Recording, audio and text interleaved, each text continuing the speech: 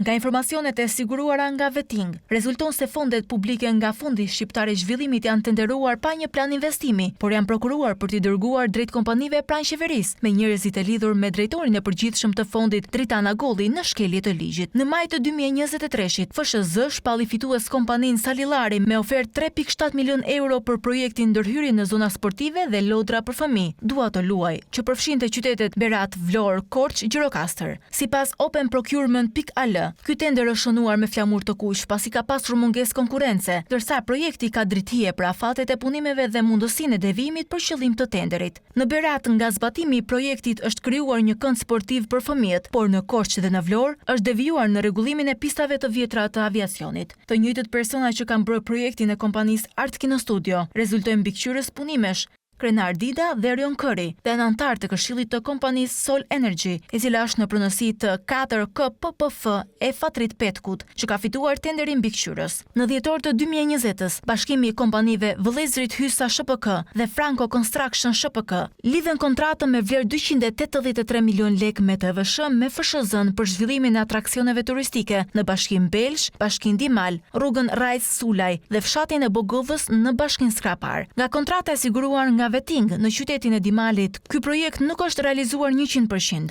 Sipas kryetarit të lëvizjes Shqipëria bëhet Adriatik Lapaj, në Shqipëri ka mbi 6.000 kompani ndërtimi, por ndërkohë 5 apo 10 prej tyre janë ato që fitojnë shumicën e tenderëve publik nga Fondi Shqiptar i Zhvillimit. Arsyet pse kjo ndodh mund të jenë arsye që lidhen me lidhjet e shkurtra politike me qeverisjen e vendit, të cilat në vetvete mund të jenë dhe shkak për korrupsion të kamufluar.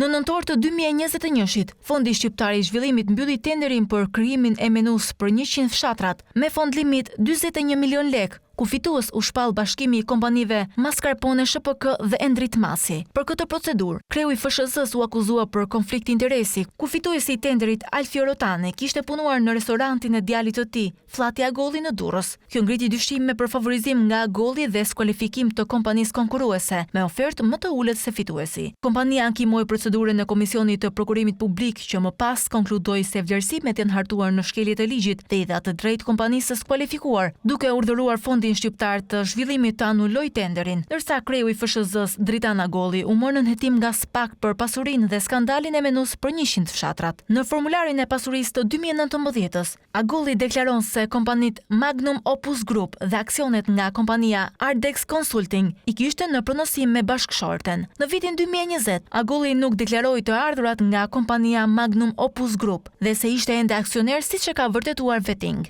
Nga informacionet e Veting, rezulton se Agolli ka përfituar drejt për drejt fonde nëpërmjet kësaj kompanie dhe një rriti kompanish të lidhura me atë dhe familjarët e tij, e cila hedh dyshime të forta se këto veprime janë në kundërshtim me ligjin. Sipas Pendim.al, databaza e organizatës AIS, ajo që ngre dyshime për shkelje të ligjit nga Agolli është fakti se kompania Magnum Opus Group SHPK gjatë periudhës 2020-2021 ka përfituar 2.1 milion lek nga Ministria e Turizmit dhe Mjedisit për hartimin e projektit Plani Kombëtar i Menaxhimit të Sigurimit të Kimikateve për 2020-2030. Sipas Veting, rezulton se kreu i Fondit Shqiptar të Zhvillimit në vitin 2023 nëpërmjet kompanisë Magnum Opus Group i ka dhënë një hua prej 17.3 milion lekësh djalit të vet Flati Agolli te kompania e tij HMS SHPK. Kjo hua në lek nuk rezulton e deklaruar as nga Agolli, kaluan aksionet e plota kompanisë Ardex, ish Ardex Consulting, djalit Flati Agolli. Nëpërmjet numrit të kontaktit që ka vendosur te kompania Ardex, rezulton se Flati Agolli ka nxjerrë në shitje një makinë luksi Porsche Cayenne 40.000 euro e pa deklaruar në deklaratat e pasurisë.